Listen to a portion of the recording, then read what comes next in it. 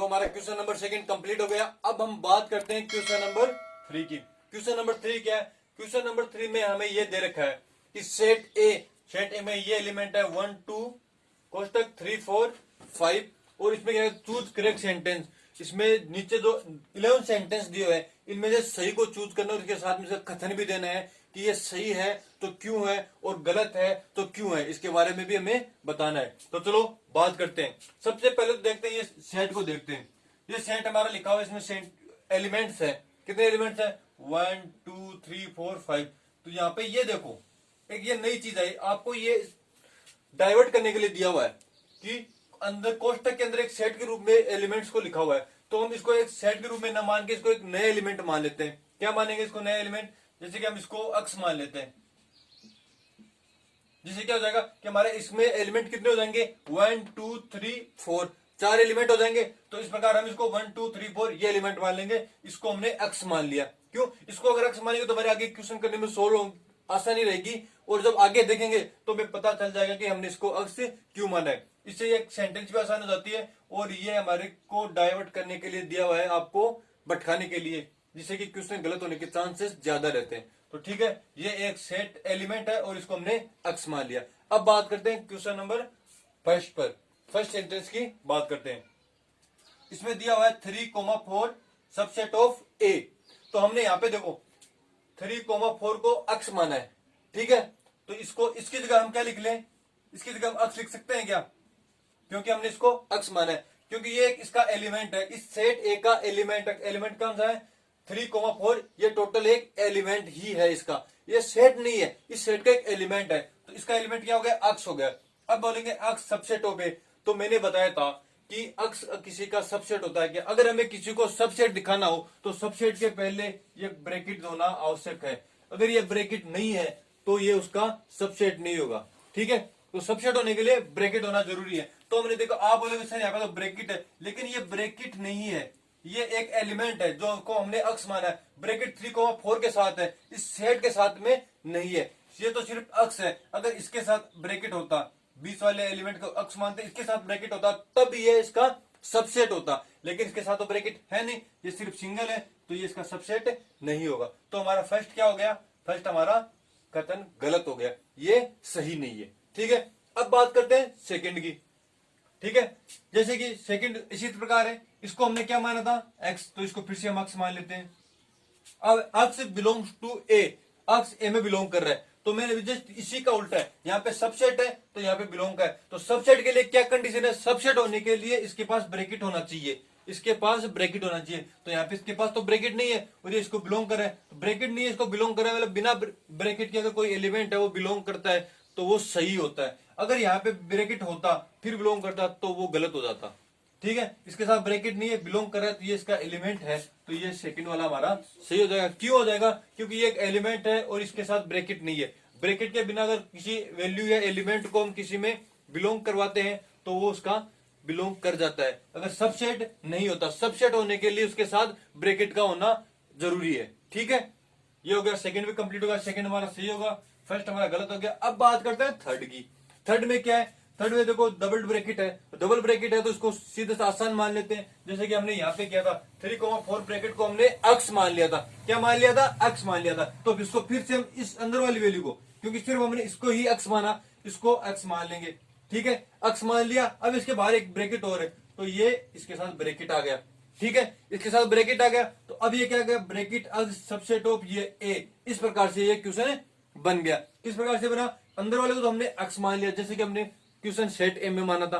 ठीक है, फिर उसके नीचे इसको ब्रैकेट है, बाहर एक्स्ट्रा ब्रैकेट है तो इसके साथ में ले लिया। अब इसका सबसेट दिखा रहा है, तो ये तो इसका सबसेट हो रहा है। क्यों? क्योंकि अक्स इसमें सेट ए में आ रहा है। ठीक है, इसके साथ ब्रैकेट भी आ रहा है और ये इसका सबसेट भी हो रहा है। तो सबसेट होने के लिए क्या कंडीशन दी थी? कि उसके साथ में ब्रैकेट होना आवश्यक है। ब्रैकेट के बिना वो सबसेट नहीं होता, वो बिलोंग करेगा। अगर ब्रैकेट है तो वो सबसेट होगा, अगर ब्रैकेट नहीं है तो वो बिलोंग करेगा। तो ये क्वेश्चन हमारा सही है, थर्ड पार्ट सही है। क्यों सही है इसका मैंने आपको बता दिया क्यों सही है, एक बार फिर से सुन लो।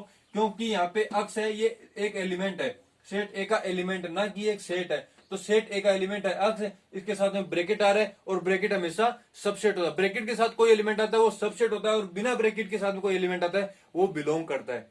ठीक है, अब आगे बात करते हैं फोर्थ की।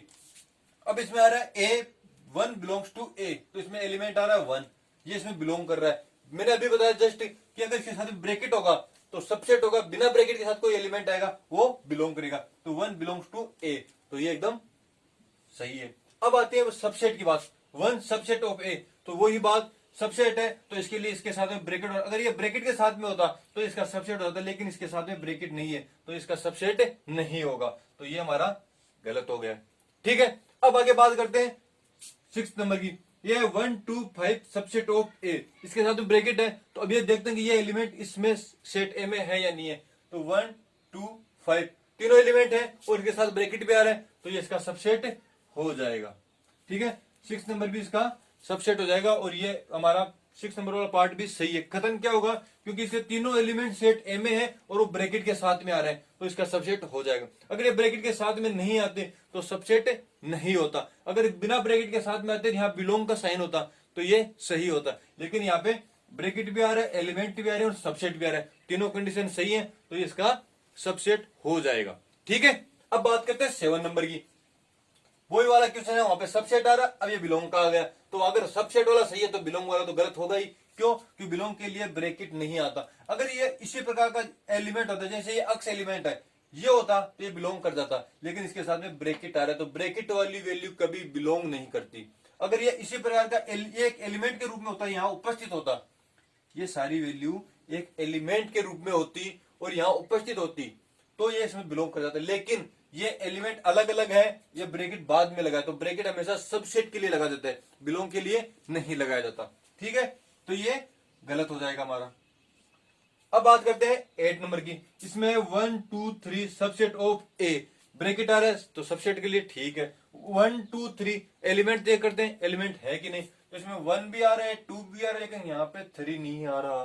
3 क्यों नहीं आ रहा, 3 बोलोगे सर 3 है तो सही, ये 3 तो है लेकिन ये ब्रैकेट में आ रहा है, ये अपना एक अलग ब्रैकेट बना रहा है, ये वहां पे 3 नहीं है, इसको भूल जाओ, यहाँ पे 3 है, ऐसा मानो यहाँ पे अक्स है, तो हमारे पास तो अक्स, यहाँ पे अक्स आता तो हो जाता, लेकिन 3 है तो नहीं होगा, क्योंकि ये हमारे पास 3 इसमें अवेलेबल नहीं है, तो ये हमारा सबसेट नहीं होगा, तो ये 8 नंबर वाला गलत हो गया। ठीक है, अब बात करते हैं 5 की।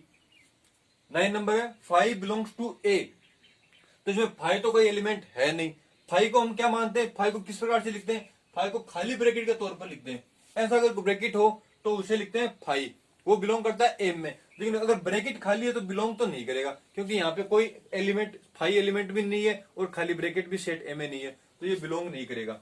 ठीक है, तो ये भी हमारा गलत हो जाएगा। ये अगर इसका सबसेट होता तो हमको पता है कि फाई या रिक्त समुच्चय हमेशा किसी भी न किसी सेट का तो समुच्चय होता है, या सभी सेटों का समुच्चय होता है, सबसेट होता है। कौन सा, फाई।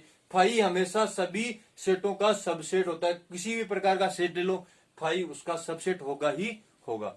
ठीक है, अब बात करते हैं 10 नंबर की। अब इसमें देखा फाई सबसेट ऑफ ए, वहां पे बिलोंग नहीं हो रहा, तो यहाँ पे सबसेट आ रहा है, तो सबसेट तो होगा। क्यों, क्योंकि मैंने अभी बताया कि फाई हमेशा किसी ना किसी सेट का सबसेट होता जरूर है। यहाँ पे ये फाई इस प्रकार से है, फाई को हम कोष्टक के ब्रैकेट के रूप में लिखेंगे, कोष्टक के रूप में लिखेंगे, ये कोष्टक है तो ये इसका सबसेट होगा, क्योंकि फाई हमेशा किसी ना किसी सेट का सबसेट होता ही है, चाहे कोई भी सेट हो उसका सबसेट फाई हमेशा होगा ही होगा। अब बात करते हैं 11 नंबर की।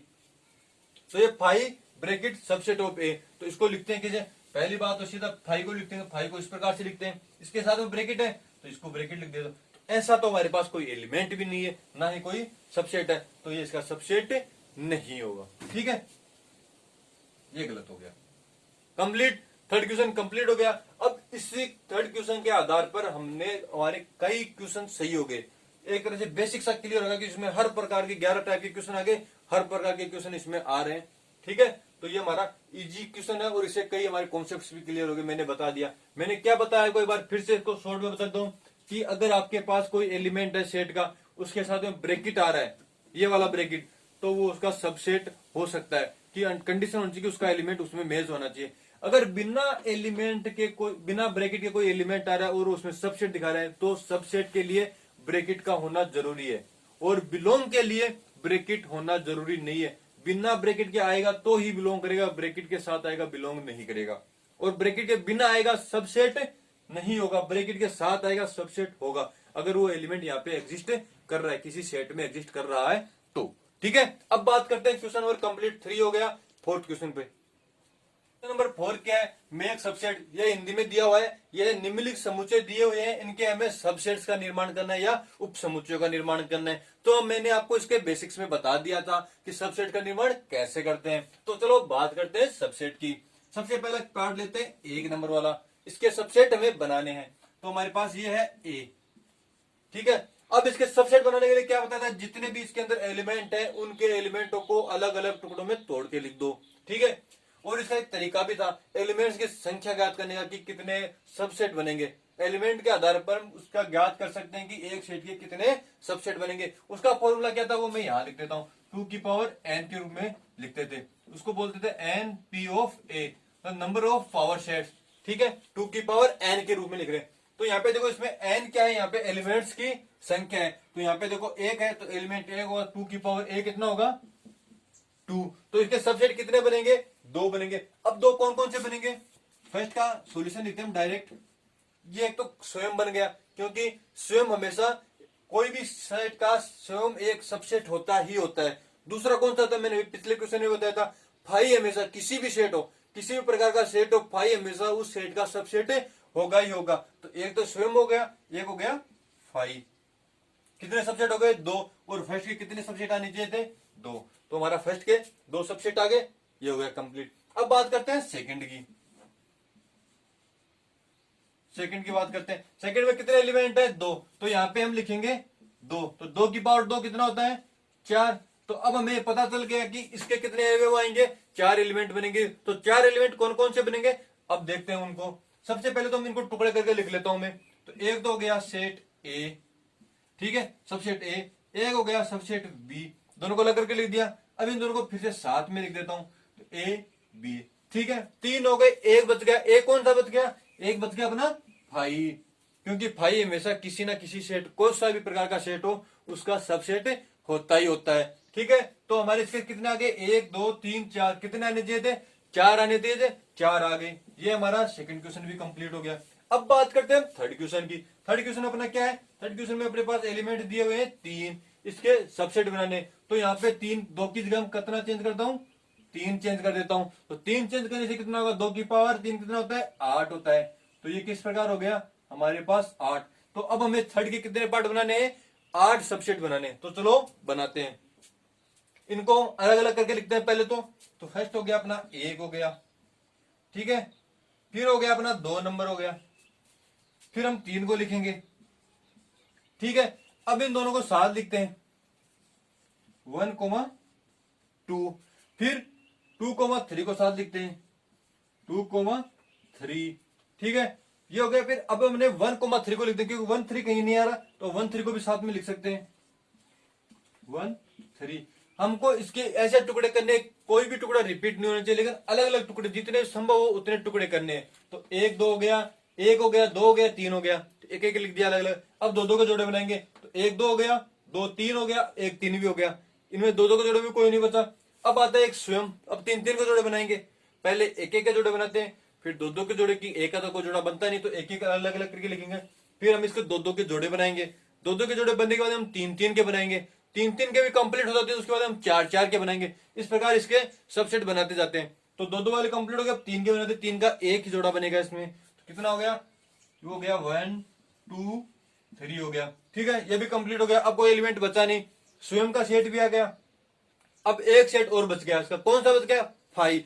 फाई तो हर सेट में आएगा और हर सेट का सबसेट भी होगा। तो यहाँ पे कौन सा आ गया, एक फाई आ गया। अब इनको काउंट कर लेते हैं, 1 2 3 4 5 6 7 8, कितने सबसेट हो गए, 8 सबसेट हो गए। होने कितने चाहिए थे, 8 होने चाहिए थे, और 8 बन गए, ठीक है। ये जरूरी नहीं है आपने संख्या बना दी, यहाँ पे 8 है तो आपने 8 किसी भी प्रकार से बना दिए, सेट होने भी सही चाहिए। कैसे सेट बनाते हैं, अगर 3 प्रकार के एलिमेंट है तो हम पहले एक एक को लिखेंगे, फिर 2 2 के जोड़े के रूप में लिखेंगे। 2 2 के जोड़े कंप्लीट हो जाए उसके बाद हम 3 3 के जोड़े बनाएंगे। 3 3 के कंप्लीट हो जाए, अगर संख्या ज्यादा है तो 4 4 के बनाएंगे, अगर 4 4 के नहीं बने तो हम 3 तक ही बनाएंगे। और एक स्वयं सेट खुद और उसका फाई, वो दोनों भी उसके हमेशा सबसेट होते हैं, ठीक है। अब हमारे पास थर्ड कंप्लीट हो गया, बचा है फोर्थ। फोर्थ की बात करते हैं, फाई।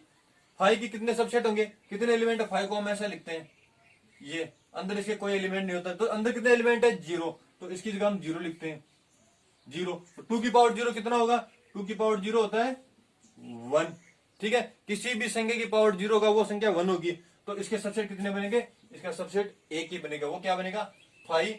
फाइव स्वयं भी सबसेट होता है, तो स्वयं मान लो या फाइव मान लो, ये एक ही सबसेट आएगा, किसी भी प्रकार बना लो, तो फोर्थ का कितना आएगा, एक ही सबसेट आएगा, ठीक है। तो हमने फोर्थ क्वेश्चन में हमें ये पूछा था कि इनके सबसेट बनाने, हमने फर्स्ट के सबसेट बना दिए, सेकंड के भी बना दिए, थर्ड के बना दिए और फोर्थ के बना दिए।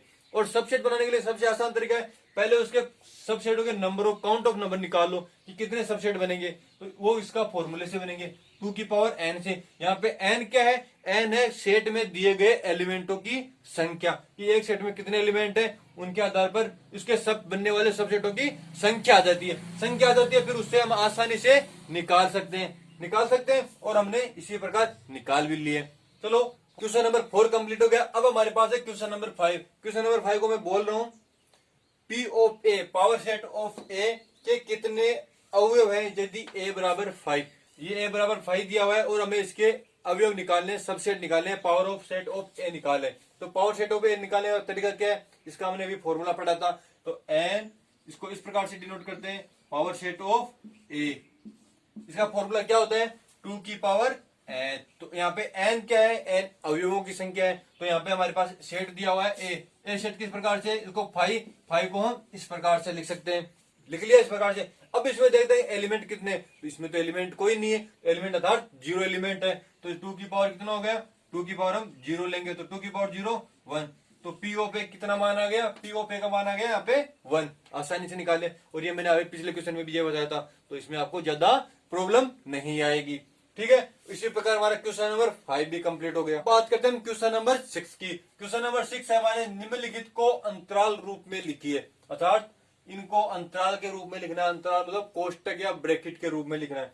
अब हमने रोस्टर रूप पढ़ लिया था, ब्रैकेट का लिए हमने सिर्फ सबसेट के लिए किया था। अब यहाँ पे क्वेश्चन है अंतराल रूप में, इसके लिए पहले अंतराल के बारे में आया नहीं था, तो हम बात करते हैं अंतराल की। अंतराल या इसको बोलते हैं ब्रैकेट। आप जानते हैं कि ब्रैकेट 3 प्रकार के होते हैं, लेकिन शायद आपको किसी को भी, कुछ को लोगों को ये पता होगा कि उनका उपयोग किस प्रकार से किया जाता है। तो आज आप देखेंगे तो आपको सभी को पता चल जाएगा कि किस अंतराल का किस जगह और किस प्रकार से उपयोग किया जाता है। तो हम बात करते हैं अंतराल की। अंतराल होते हैं 3 प्रकार के। तो सबसे पहला अपना ये वाला जानते हैं, ओपन या छोटा कोष्टक। सेकंड वाला आता है क्लोज या बड़ा कोष्टक। थर्ड पे आता है मंझला कोष्टक, ठीक है। अब हमने इसके बारे में तो आपने पढ़ लिया कि ये सबसेट के रूप में लिखने के उपयोग में काम आता है। इन दोनों के बारे में अभी तक हमारे पास बातें नहीं आई, तो चलो इनके बारे में सीखते हैं। ये क्या है, पहला कोष्टक है छोटा कोष्टक या ओपन कोष्टक। ओपन, ठीक है, ओपन किसी प्रकार होता है। इस सेट को हम कहाँ उपयोग करते हैं, जैसे कि हमने लिखा, इस क्वेश्चन से हम इसको समझेंगे। हमने लिखा इसमें ये कंडीशन दी हुई है कि -4 से तो बड़ा है, अक्स का मान -4 से तो बड़ा है, 6 से कम या 6 के बराबर है, 6 से कम और उसके बराबर है, तो हम इसको लिख लेंगे। इसके जितने भी इसको अक्स को डिफाइन करेंगे, तो अक्स को डिफाइन करके इसके जो भी एलिमेंट्स आएंगे, जो भी अवयव आएंगे अलग अलग, उनको इस प्रकार से लिखते हैं। जैसे -4 है, -4 को नहीं लिखेंगे, ठीक है। तो इसके बाद में आएगा -3, -2, इससे -4 से बड़े, तो -4 से बड़े एलिमेंट यही आएंगे, ठीक है, क्योंकि नेगेटिव में जो छोटी संख्या होती है वो बड़ी संख्या होती है। -1, 0, 1, 2, 3, 4, 5 और 6, यहाँ पे इक्वल का साइन है, इसलिए यहाँ पे 6 भी आएगा। तो ठीक है, हमने अक्स को यहाँ पे डिफाइन कर लिया इस प्रकार। अब आता है इन कोष्टक का उपयोग, ठीक है। अगर ये सारे एलिमेंट हमारे पास इस प्रकार से दिए हुए हो अलग अलग, इसको हम सारणीबद्ध रूप में या रोस्टर रूप में लिखे, तो इसके लिए सीधा सा कोष्टक का उपयोग ये करते हैं। इस कोष्टक का मतलब ये है कि सिर्फ 3 और 3 के अलावा कोई अवयव नहीं, सिर्फ 2, -2, इसके अलावा कोई और नहीं, सिर्फ -1, इसके अलावा कोई और नहीं, 0, 1, 2, ये सिर्फ संख्या जो वैल्यू दी हुई है सिर्फ वही वैल्यू इस कोष्टक में आएगी। अगर ये सारी वैल्यू दी हुई है 1, 2, 3, 4, 5, 6, 7, 8, 9, 10 वैल्यू है टोटल, तो 10 वैल्यू के अलावा कोई और संख्या इसके अंतर्गत नहीं आएगी। इनको इस रूप में लिखेंगे, इस वाले कोष्टक में लिखेंगे। लेकिन अगर इस संख्याओं को हमें इस कोष्टक में लिखना हो तो इस कोष्टक का मतलब हो गया कि मैं यहाँ -4 को भी ऐड कर लेता हूं। ठीक है, तो इस अगर कोष्टक में लिखना हो तो यहाँ पे -4 और -6 भी आएंगे।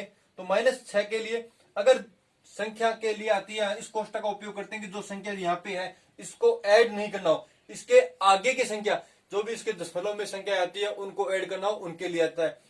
ये तो हमें रोस्टर रूप सिंगल सिंगल के लिए हो गया, इस प्रकार कोष्टक भी करते हैं। अब इसको समझने के लिए हम लाइन डायग्राम बनाएंगे, लाइन रेखा, जो रेखा पद्धति के द्वारा हम समझते हैं। ठीक है, ये रेखा है, इस पर हम बिंदु लाइन होती है, बिंदु लाइन पर हम संख्याओं को अंकित करते हैं। उसके बाद में हम इन्हें चूज करते हैं कि कौन सी संख्या कहाँ है, कौन सी संख्या कहाँ है। तो यहाँ पे हमारे आता है 0, इधर आता है 1, इधर आता है 2, 3, इस प्रकार से चलता जाता है। यहाँ पे आएगा -1, यहाँ पे आता है -2, ठीक है, इधर आता है -3, ये हो गया, -3 हो गया। अब इसका मतलब लाइन रेखा पर आने संख्याओं का आने का मतलब है कि 0 और 1 के बीच में जितनी भी संख्याएं आती है वो सारी संख्याएं आएंगी।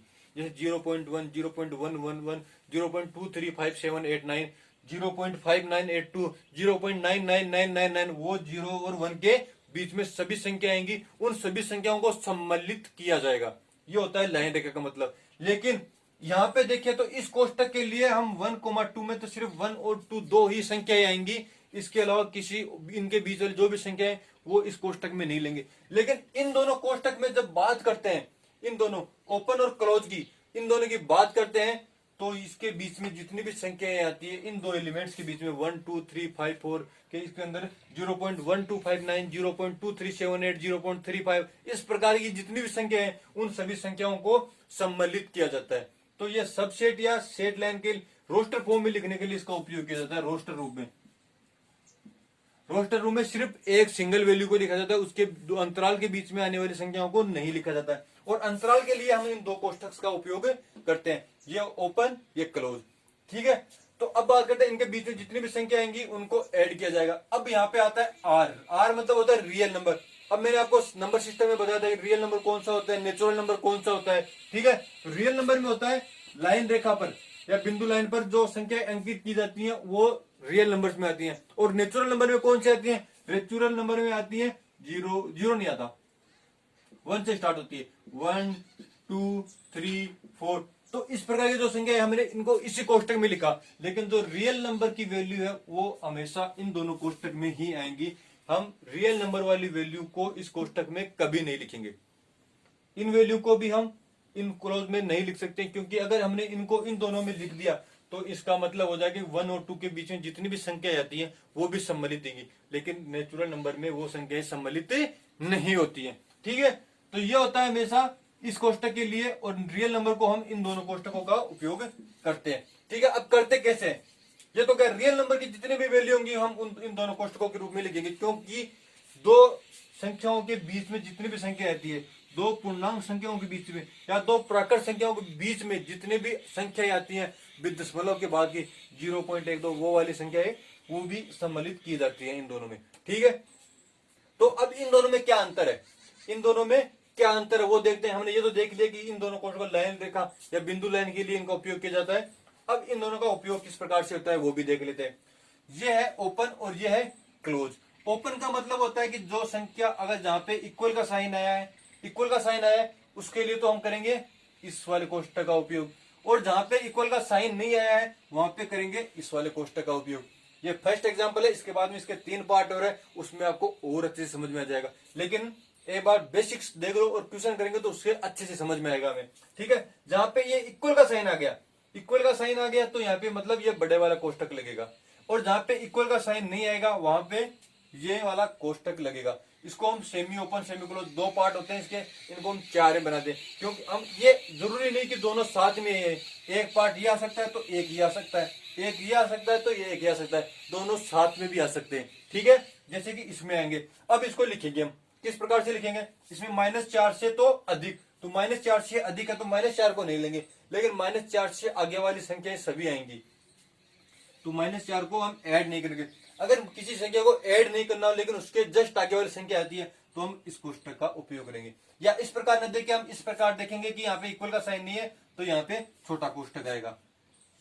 ये इस प्रकार से यहाँ पे 6 आया और इक्वल का साइन भी आया तो 6 इधर आएगा। हमने इनको खोल के देख लिया कि इनके बीच की संख्या आएंगी, तो यहाँ तक की संख्या आएंगी तो 6 आएगा यहाँ पे, और 6 के साथ में ये को वाला कोष्टक आएगा। तो ये इसका अंतराल हो गया। इस प्रकार से इसको डिनोट करेंगे। किस प्रकार से हो गया, फिर से बता रहा हूं, इन दोनों कोष्टकों के लिए हमें हमेशा बिंदु लाइन का प्रयोग करेंगे, बिंदु रेखा पर संख्याओं को अंकित करेंगे, और इसके लिए हमेशा रोस्टर हो गया, सिंगल सिंगल संख्या आएंगी। इसके लिए जो भी संख्या आएगी उसके बीच के अंतराल में जितनी भी संख्या है वो सभी को सम्मिलित किया जाता है, लेकिन इसमें सिर्फ जो संख्या दी गई है उसके अलावा किसी अन्य संख्या को सम्मिलित नहीं किया जाता। ठीक है। उसके बाद में मैंने बताया कि अगर इक्वल का साइन है यहाँ पे इक्वल का साइन है तो ये बड़ा कोष्टक लगेगा, और इक्वल का साइन नहीं है तो ये छोटा कोष्टक लगेगा। ठीक है। इस इक्वल का साइन का मतलब है कि इस -4 को तो ऐड नहीं किया गया, लेकिन -4 से जस्ट जैसे 3.9999 वाली वैल्यू हो उसको ऐड किया गया है। ठीक है। तो -4 को ऐड नहीं किया गया, लेकिन इससे जस्ट आगे वाली संख्या को ऐड किया गया, और यहाँ पे 6 को इक्वल का साइन है, बड़ा कोष्टक मतलब 6 को इसमें ऐड किया गया, तो 6 तक कंप्लीट 6 तक की वैल्यू इसमें आएंगी। ठीक है। ये हो गया हमारा एग्जांपल फर्स्ट। अब बात करते हैं आगे वाले इसके 3 पार्ट और बचे, उनकी बात करते हैं। मेरे हिसाब से आपको अच्छे से समझ में आ गया होगा। अगर अभी नहीं है तो हम आगे 3 एग्जाम्पल करेंगे, उसमें और आ जाएगा। ठीक है। मैं इसको 2 बार बता सकूं, जल्दबाजी कोई दिक्कत नहीं है, आराम आराम से हम इसको पढ़ेंगे। हमने इसका फर्स्ट पार्ट कर लिया। अब बात करते हैं सेकंड पार्ट पर आते हैं। सेकंड पार्ट में दिया हुआ है x such that x belongs to r, और ये हमें कंडीशन दी हुई कि x की वैल्यू कहां से कहां तक होगी। अब मैंने पहले वाले में बताया था कि हमेशा अंतराल का उपयोग हम रियल नंबर्स के लिए करते हैं, बाकी नंबर्स के लिए इसका अंतराल का उपयोग नहीं होता। उसके लिए हम सबसेट वाले मंझला कोष्टक या मिड ब्रैकेट का उपयोग करते हैं। ठीक है। अब इसको लिखते हैं, हम इसको x को डिफाइन करते हैं -12 से तो अधिक, -12 से ज्यादा, और -10 से कम। तो -12, -11, -10, इसके आगे संख्या नहीं लेंगे तो इसमें ये 3 संख्या आएंगे। अब इसको कोष्टक रूप में किस प्रकार से लिखेंगे, मैंने बताया था अभी। अगर यहाँ पे इक्वल का साइन नहीं है तो ये छोटे वाला कोष्टक आएगा, और इक्वल का साइन है तो ये बड़े वाला कोष्टक आएगा। कौन सा वाला, ये वाला बड़ा वाला कोष्टक। तो यहाँ पे इक्वल का साइन नहीं है तो मैं -12 को इस प्रकार से लिखूंगा। ठीक है। अब इसके बीच वाली संख्या को हम नहीं लिखेंगे, क्यों, क्योंकि उसे डायरेक्ट पता चलता है कि इसके बीच में जितनी भी संख्याएं आएंगी वो सभी इसको इसमें अंदर ऐड हो जाएंगी। तो यहाँ पे हम लिखेंगे अंतिम वाली संख्या को -10। अब इसके साथ में इसके साथ इक्वल है या नहीं है। अगर इक्वल है तो ये वाला कोष्टक लगाएंगे, और इक्वल नहीं है तो हम सिर्फ ये वाला कोष्टक लगाएंगे। ठीक है। तो ये हो गया हमारा सेकंड वाला पार्ट भी। ठीक है। और मैंने बताया था ये हमेशा रियल नंबर के लिए ही उपयोग में किया जाता है, अन्य के लिए किया जाता है, लेकिन वहां पे उनको संख्याओं को बीच वाली संख्याओं को ऐड नहीं किया जाता। इसलिए रियल नंबर की सभी संख्या आती है, दशमलव के बाद की, दशमलव वाली, परिमेय, अपरिमेय, सभी संख्याएं रियल में आती है, इसलिए वहां पे उनको ऐड किया जाता है। अब बात करते हैं थर्ड पार्ट की। थर्ड पार्ट में क्या है, x बिलोंग्स टू r, वही दिया हुआ रियल नंबर है। यहाँ पे 0 से लेकर 7 से, अर्थात 0 से तो बड़ी और 7 से छोटी को संख्या लिख लेते हैं हम। तो यहाँ पे सबसे पहले लिखते हैं 0 को, 0, 1, 2 ऐसे करके 7 तक की संख्या आएंगी यहाँ पे, क्योंकि उसको डिपेंड 0 से बड़ी 1, 2, 3, 4 और 7 से कम, तो 7 से कम 7 तक आ गई। ठीक है। अब लिखेंगे यहाँ पे 0 को, 0 के साथ में इक्वल का साइन है, इक्वल का साइन आ गया तो यहाँ पे लगेगा ये वाला कोष्टक। ठीक है। फिर आता है अंतिम वैल्यू, लिखेंगे अंतिम वैल्यू आ गई 7, 7 के साथ में इक्वल का साइन नहीं है तो इसके साथ में लिखेंगे हम ये वाला कोष्टक। ठीक है। अपना सेकंड पार्ट भी हो गया, इसका थर्ड पार्ट भी हो गया, सेकंड। अब हमारा फोर्थ पार्ट है इसका, x such that x belongs to r। अब x की कंडीशन दी हुई है, इसमें अपने पास है 3 और 4, 3 less than equal to x 4, इस प्रकार से दिया हुआ है। तो अब इसमें देख रहे हैं कि यहाँ पे दोनों तरफ इक्वल का साइन है, हम इसको x को डिफाइन करेंगे। x में वैल्यू कितनी आएगी, 3 और 4, दोनों वैल्यू आएंगी। इसके बीच में इतने 3 से बड़ा और 4 से छोटा, तो 3 और 4 आगे। अब यहाँ पे इक्वल का साइन है तो यहाँ पे कौन सा साइन लगेगा, बड़े वाला कोष्टक क्लोज वाला, और यहाँ पे भी इक्वल का साइन है तो यहाँ पर भी ये वाला लग गया। तो अंतराल इस प्रकार से डिफाइन हो गया इसका। ठीक है। क्वेश्चन नंबर 6 कंप्लीट हो गया। अब बात करते हैं क्वेश्चन नंबर 7 की। हमें 6 क्वेश्चन में वो दिए थे, सेट फॉर्म दी हुई थी, अंतराल बनाए थे, लेकिन इसमें क्या हुआ, अंतराल दिए हुए और उनकी सेट फॉर्म बनानी है, 6 वाले क्वेश्चन बनाना है अर्थात। ठीक है। अब जो अंतराल दिए हुए हमें पता है, हमने सेट से तो अंतराल बना दिए, अब अंतराल से सेट कैसे बनाएंगे तो सीधा सा सिंपल है, जहां पे ये वाला कोष्टक है वहां पे इक्वल का साइन नहीं आएगा, और जहां पे ये वाला कोष्टक है वहां पे इक्वल का साइन आ जाएगा। और हमेशा इसका हमें पता है कि ये रियल नंबर्स के लिए उपयोग में होता है, तो हम इसको सेट निर्माण करते हैं। पहला वाला देखते हैं, ठीक है। कैसे बनाएंगे, x such that x belongs to R, अर्थात x is a real number है, ठीक है। अब एक्स को डिफाइन करेंगे किस प्रकार से, माइनस का 3 है, छोटी संख्या है, छोटी वाली संख्या को इस साइड में लिखते हैं, बड़ी वाली संख्या को उस साइड में लिखते हैं, तो -3 से बड़ी संख्या, ठीक है। यहाँ पे छोटा वाला कोष्टक है, स्मॉल है, तो यहाँ पे इक्वल का साइन नहीं आएगा, एक्स देन 0 से छोटी, 3 से तो -3 से बड़ी और 0 से छोटी। यहाँ पे कौन सा कोष्टक लग रहा है, छोटे वाला लग रहा है, स्मॉल, तो यहाँ पे भी इक्वल का साइन नहीं आएगा, और ये हमारी कंडीशन कंप्लीट होगी, ठीक है। तो ये हो गया सेट फॉर्म इसका। इस प्रकार से नेक्स्ट क्वेश्चन है अपना सेकंड वाला, इसका आंसर लिखते हैं।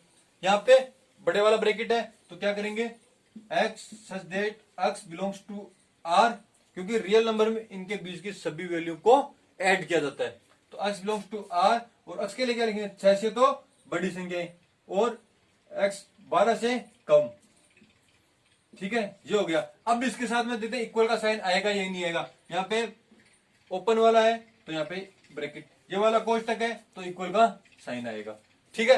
तो ये इस प्रकार से हमारा सेकंड हो गया। इसी प्रकार से हम थर्ड और फोर्थ करेंगे, तो ये हो गया एक्स सच दैट। अब आपको आसानी से समझ में आएगा किस प्रकार से लिखना है और किस प्रकार से नहीं, क्योंकि हमने 6 क्वेश्चन में इसको अच्छा टाइम दिया है और अच्छे से इसको समझा भी है, ठीक है। एक्स बिलोंग्स टू आर, और यहाँ पे 6 से बड़ी संख्या लेनी, 6 से लेकर 12 तक, मतलब 6 से छोटी वाली है, छोटी वाली साइड में, बड़ी वाली आगे की साइड में।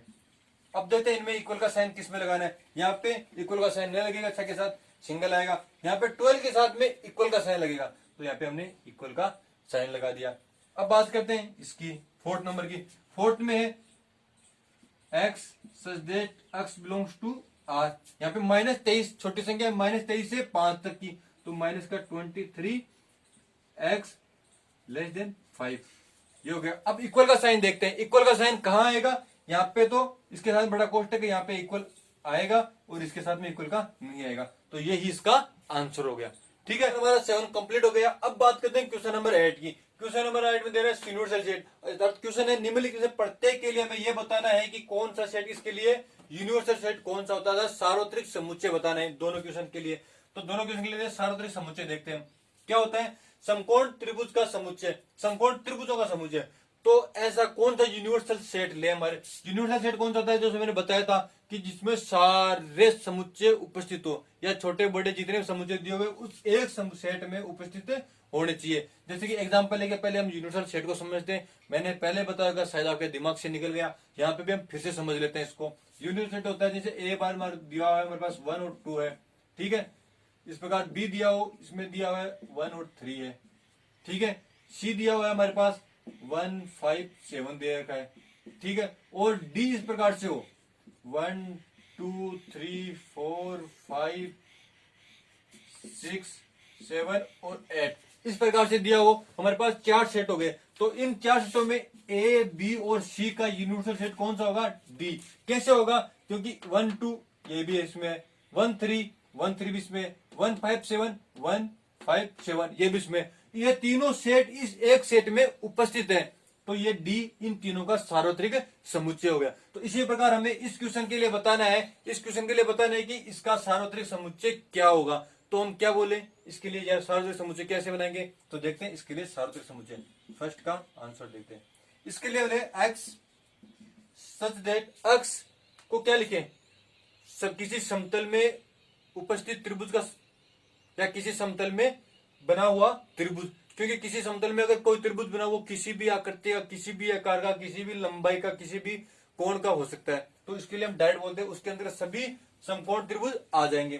तो एक्स किसी समतल में उपस्थित, किसी समतल में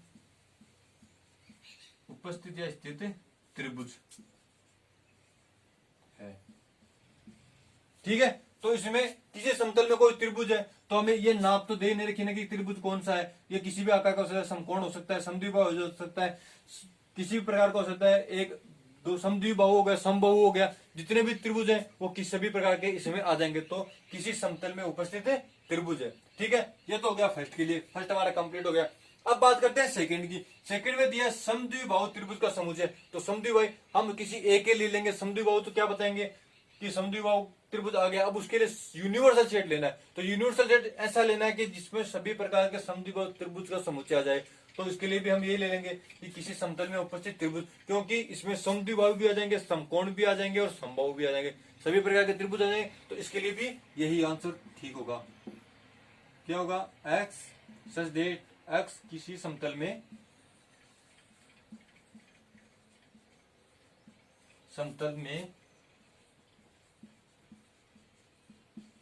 उपस्थित त्रिभुज है या स्थित है।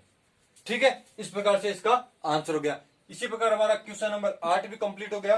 अब बात करते हैं क्वेश्चन नंबर 9 की। यहाँ पे मैंने आपको यूनिवर्सल सेट के बारे में बताया था, आप इसके साइड में भी उसको भी उतार सकते हैं और आपको ये पीछे बता गया। 8 हमारा कंप्लीट हो गया। अब बात करते हैं क्वेश्चन नंबर 9 की। क्वेश्चन नंबर 9 में हमें क्या दिया है, क्वेश्चन नंबर 9 में ए, बी और सी 3 सेट दिए हुए हैं जो इसी प्रकार लिखे हुए हैं। अब इन तीनों सेटों के लिए हमें 4 ऑप्शंस दिए गए, उसमें बताने की ए, बी, सी के लिए यूनिवर्सल सेट कौन सा होगा। तो हमारे पास ये 4 ऑप्शन है, इसमें ये बताना है कि इन चारों में से इन तीनों सेटों के लिए यूनिवर्सल सेट कौन सा होगा। ठीक है, तो हम चेक करते हैं यूनिवर्सल सेट। ए के लिए क्या, 1, 3, 5। यूनिवर्सल सेट के लिए क्या होना चाहिए कि ये तीनों सेटों की जितने भी एलिमेंट है वो तो उस सेट में होने ही चाहिए, उसके अलावा हो या न हो हमें कोई फर्क नहीं पड़ता, लेकिन कम से कम ये तो इसमें होने भी चाहिए, अधिक भी हो सकते हैं, कम नहीं होने चाहिए। ठीक है, ये एलिमेंट अवश्य उपस्थित होने चाहिए। तो हम चेक करते हैं फर्स्ट ऑप्शन। फर्स्ट ऑप्शन में 1, 3, 5 देखते हैं, 1 भी है, 3 है, 5 है, तो फर्स्ट तो आ रहा है इसमें। सेकंड की बात करें 2, 4, 6, तो 2, 4, 6, 2, 4, 6 सेकंड वाला भी इसमें अवेलेबल है, इसका एलिमेंट इसमें भी आ रहे हैं। अब बात करते हैं थर्ड की, सी की। इसमें 0, 0 भी आ रहा है, 2, 4, 6, 2, 4, 6, 8, यहाँ पे इसमें 8 नहीं आ रहा। अगर इसमें एक एलिमेंट 8 और आ जाता तो ये इसका यूनिवर्सल सेट हो जाता, लेकिन इसमें 8 नहीं आ रहा तो ये इनका यूनिवर्सल सेट नहीं होगा। अब बात करते हैं सेकंड की। तो सेकंड में तो सीधा सा ही पता है 5 आ रहा है, तो 5 किसी का यूनिवर्सल सेट नहीं हो सकता। ठीक है, तो 5 वाला भी गलत हो गया। अब बात करते हैं ऑप्शन नंबर 3 की।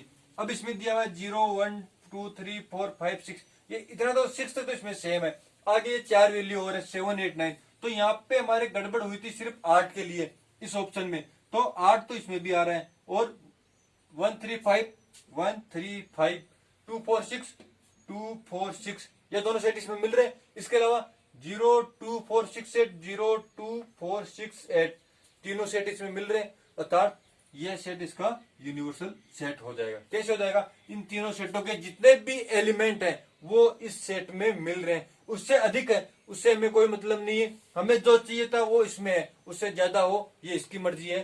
ठीक है, हमें यही चाहिए था कि ये तीनों सेट इसमें उपस्थित होने चाहिए, और ये तीनों सेटों के एलिमेंट इसमें उपस्थित है, अर्थात ये हमारा सही ऑप्शन है, इसको चेक करने की आवश्यकता ही नहीं। अगर चेक करो तो फिर भी देख सकते हो कि हमें यहाँ पे 0 चाहिए और इस सेट में 0 नहीं आ रहा, तो ये हमारा यूनिवर्सल सेट नहीं होगा। इसी प्रकार हमारी एक्सरसाइज 1.3 कंप्लीट होती है, और आगे के वाले वीडियो के पार्ट में हम देखेंगे एक्सरसाइज 1.4 के बारे में और उसके बेसिक्स कॉन्सेप्ट के बारे में। ठीक है, धन्यवाद।